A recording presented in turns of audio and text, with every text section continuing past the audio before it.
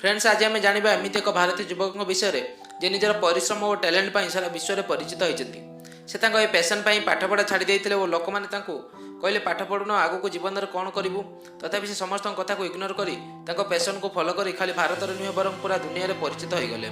आज आम भिडियो जाना एथिकल हैकिंग दुनिया में जी नंबर 1 अच्छा मनन शाह विषय जे कम माइक्रोसॉफ्ट, गूगल, फेसबुक, ब्लैकबेरी और एप्पल भली बहुत बड़ बड़ कंपनी मानकर प्रॉब्लम को सॉल्व कर से क्षति बचाई हैकिंग स्किल द्वारा भारतीय पुलिस मानक बहुत केस सॉल्व करने हेल्प कर। आज जाना गोटे छोट गाँव में जन्म हो मनन शाह केमी विश्व में परिचित है। यह कहानी आरंभ हो 19 अगस्त 1993 जितेबाला गुजरात गोटे छोट सहर में मनन शाह जन्म है। बापा नाम भारत और माँ नाम प्रतीक्षा शाह। जेहेतु मनन को जन्म गोटे छोट गाँव में होता से मनन को स्कूल जावाई 50 किलोमीटर जावाई पड़ूला किंतु मनन पढ़ापढ़ी जमा मन लगुना।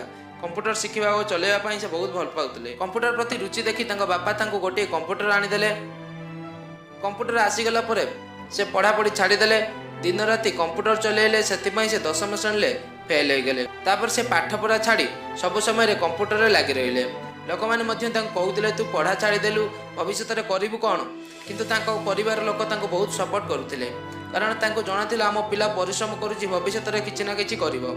मनन को बहुत परिश्रम जो से बहुत कम समय भितर प्रोग्रामिंग शिखीगले। प्रथम द्वारा मॉडिफाइड कर black window XP operating system बहुत पॉपुलर हो गला और कोटी कोटी लोक मैंने डाउनलोड कर यूज कले। मनन कहते 2009 एमएस यूनिवर्सिटी हैकिंग वर्कशिप को जाते सेबेठू से स्थिर कले मत एथिकल हैकिंग रे ही कैरियर करने को पड़ो। तापर से full time career ethical hacking रे ही कले। से हैकिंग शिखीगला फेसबुक, गूगल, ब्लैकबेरी इत्यादि बड़ बड़ कंपनी रे प्रॉब्लम देखी से कांटेक्ट कले और पैसा इनकम कले। तांकर काम द्वारा सबुआडे परिचित हो गले। साइबर क्राइम को सॉल्व करने राज्यर पुलिस माने साहाय्य नेले। धीरे धीरे गुजरात और राजस्थान पुलिस मानक मनन साहाय्य कले। एथिकल हैकिंग रे एक्सपर्ट हो गला मनन निजर कंपनी खोलिले जार नाम हेउची आवालांस ग्लोबल सॉल्यूशन। यही कंपनी पुलिस मानक साइबर क्राइम द्वारा जड़ित केस को सॉल्व करने सहित भारत प्रथम कंपनी जे फिल्म पायरेसी बंद कर साहाय्य करता है। यह छड़ा हैकिंग क्षेत्र में मनन एमती सब कम कर अलग हैकर बदल में एत परिचित हो पारि।